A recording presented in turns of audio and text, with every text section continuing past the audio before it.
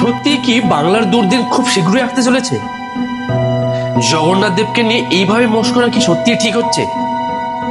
সমুদ্রের জলে ভেসে আসা জগন্নাথ দেবের মূর্তির পেছনে গভীর রহস্য কি রয়েছে? জগন্নাথ দেব কি সত্যি নিজে থেকেই প্রকট হয়েছেন এখানে?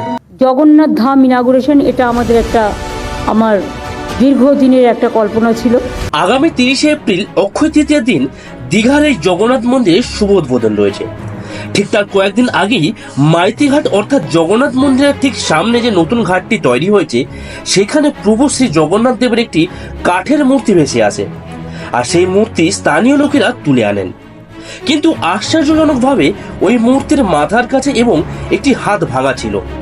স্বভাবতই এই নিয়ে পড়ে যায় আলোড়ন। এক শ্রেণীর লোক বলতে শুরু করেন, এত ঘাট থাকতে থাকতে এই ঘাটেই বা কেন উঠলো, কিংবা উদ্বোধনের প্রাককালে কেনই বা দেখা গেল। এই ঘটনাটি সম্পূর্ণ অলৌকিক। স্বয়ং জগন্নাথ দেব তিনি নিজেই প্রকট হয়েছেন। আবার আরেক শ্রেণীর লোক বলতে শুরু করেছেন এটা পুরোটাই স্ক্রিপ্টেড, অর্থাৎ সাজানো একটা গল্প।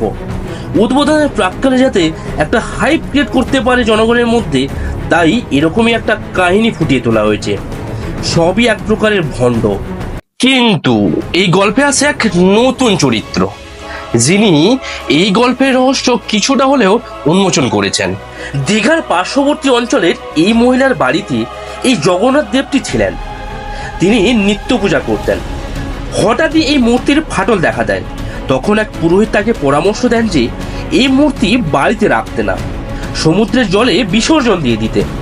সেই মতো এই মহিলা সমুদ্রের জলে বিসর্জন দিয়ে দেন। না দুর্গা মন্দিরে জগন্নাথ ঠাকুর থাকতে পারবে না, তাহলে আমি কি করবো? না যারা এনেছিল তাদেরকে দিয়ে ভাসিয়ে দিই। এই ছিল জগন্নাথ দেব আগমনের রহস্য। তবে এটা সত্যি না মিথ্যা সেই বিচারের দায়িত্ব আমি আপনাদের উপর ছেড়ে দিলাম।